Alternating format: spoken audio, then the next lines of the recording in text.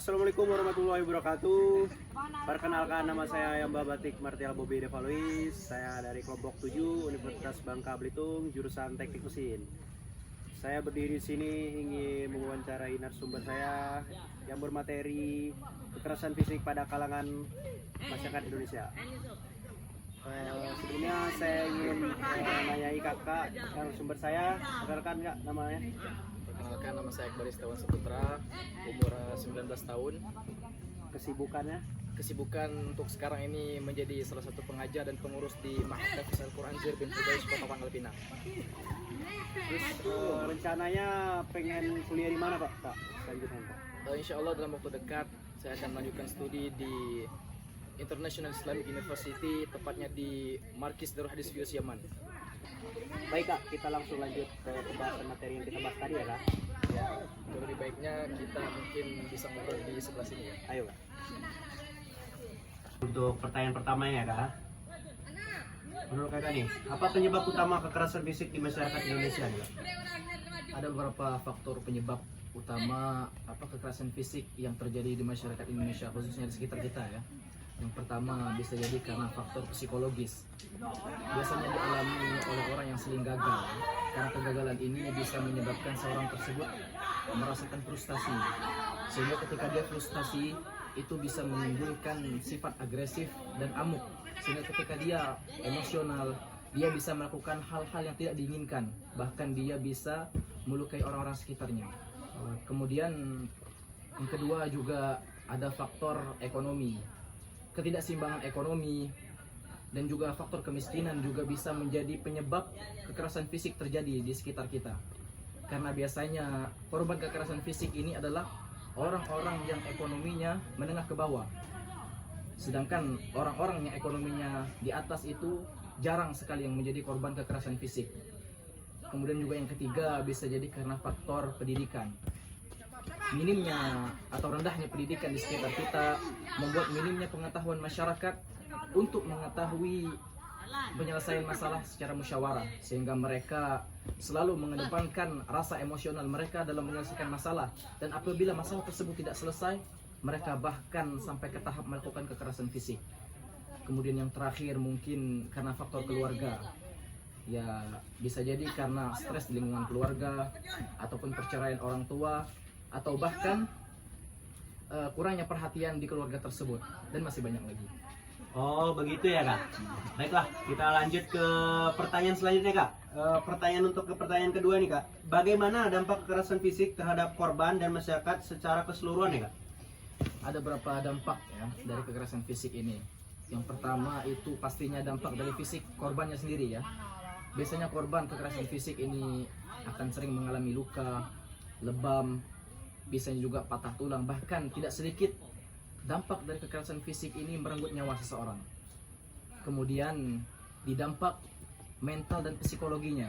Biasanya korban kekerasan fisik ini cenderung lebih merasa rendah diri, lebih juga sering malu, kemudian minder, bahkan dia sering depresi, bahkan yang membuat dia trauma, sehingga dia sulit untuk bergaul dengan kehidupan luar karena masalah yang pernah dialaminya di masa lalu. Kemudian yang terakhir mungkin dampak sosial. Biasanya korban kekerasan fisik ini akan sering terisolasi di lingkungan masyarakat, dan bahkan dia sering dikucilkan di sarana umum seperti sekolah, kampus, tempat kerjanya ataupun tempat tinggalnya itu sendiri. Baik kak, jawabannya sangat bagus ya kak ya. Kita lanjut lagi nih kak, masih ada banyak pertanyaan lagi. Untuk pertanyaan ketiga nih kak, apa peran budaya dan norma sosial dalam perpustasian kekerasan fisik? Sebenarnya norma-norma sosial ini berfungsi sebagai panduan untuk menjaga keteraturan dan harmoni dalam kehidupan sehari-hari. Mereka mencerminkan nilai-nilai dan ekspektasi masyarakat terhadap individu. Seperti itu. Oh iya bener kak. Untuk jawaban ini cukup memuaskan kak. Kita lanjut lagi ya kak, pertanyaan selanjutnya nih kak. Apa langkah-langkah yang bisa kakak ambil sebagai individu untuk melindungi diri dari kekerasan fisik nih kak? Kalau secara individu ya, Iya. yang pertama ketika kekerasan fisik tersebut terjadi pada kita yang tidak bisa kita hindari, yang paling penting, yang paling minimal yang harus kita pelajari ada ilmu bela diri, agar kita bisa menjaga diri kita minimal tidak terjadi luka-luka serius pada diri kita. Kemudian juga kita berusaha untuk melaksanakan advokasi anti kekerasan, karena di masa sekarang ini banyak masyarakat kita yang belum begitu memahami tentang jenis-jenis kekerasan yang ada di lingkungan masyarakat. Kemudian kita sebagai manusia yang baik, ketika ada masalah kita berusaha untuk menyelesaikan masalah tersebut dengan cerdas, ya, dengan secara musyawarah, tanpa melibatkan emosi ataupun bahkan kekerasan. Kemudian terakhir juga mungkin kita sebagai warga negara yang hidup di negara republik, kita bisa memberlakukan hukum keadilan sosial yang adil, seperti itu. Ya, bener banget sih Kak, kalau itu Kak, kita harus benar bela diri sih Kak ya, itu untuk utama kita. Dan yang pertanyaan kita tunggu-tunggu untuk pertanyaan terakhir nih Kak. Pertanyaan kelima nih Kak, bagaimana cara meningkatkan kesadaran masyarakat tentang pentingnya mencegah kekerasan fisik nih Kak? Oke, jadi yang pertama yang pastinya kita melakukan edukasi kepada masyarakat, ya. Mengedukasi tentang jenis-jenis kekerasan, dampaknya, kemudian cara mencegahnya yang dapat dilakukan oleh masyarakat itu sendiri. Edukasi tersebut bisa kita lakukan dengan cara seminar, lokakarya, ataupun bahkan kita melakukan kampanye sosial. Kemudian yang kedua, kita menyebarkan informasi, ya. Di era sekarang kita memiliki teknologi. Nah, maka kita gunakan teknologi tersebut untuk menjelaskan, mensebarluaskan kepada masyarakat bahwasanya pentingnya mencegah kekerasan-kekerasan fisik ini.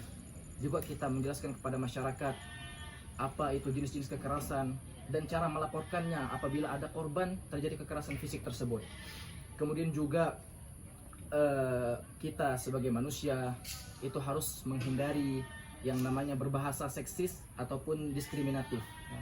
Karena bahasa atau kata-kata ini memiliki kekuatan, apalagi jika dilakukan oleh orang-orang yang memiliki kekuasaan terhadap orang lainnya. Ya, kita juga sebagai umat muslim khususnya kita diperintahkan untuk menjaga lisan kita agar tidak menyinggung perasaan orang lain. Sebagaimana sabda Rasulullah sallallahu alaihi wasallam, "Man kana yu'minu billahi wal yawmil akhir falyakul khaira aw liyasmut." Barang siapa yang beriman kepada Allah dan hari akhir, maka hendaklah dia melakukan perkataan yang baik-baik saja. Ketika dia tidak bisa melakukan perkataan yang baik, maka dia diam. Hadis riwayat Muslim. Seperti itu, Kak. Ya, bener banget sih Kak ini. Narasumber kita ini sangat bagus sekali ya guys ya. Baiklah, jawaban dari narasumber cukup memuaskan. Semoga apa yang disampaikan bisa bermanfaat bagi kita semua dan bisa membuka mata masyarakat untuk lebih edukatif dan mau belajar terkait bahaya dampak kekerasan fisik di kalangan masyarakat Indonesia. Kami ucapkan terima kasih kepada narasumber sudah mau meluangkan waktunya untuk menjawab pertanyaan kami. Apabila ada kesalahan kata atau kekeliruan dari kami minta maaf. Kami tutup sekian. Assalamualaikum warahmatullahi wabarakatuh.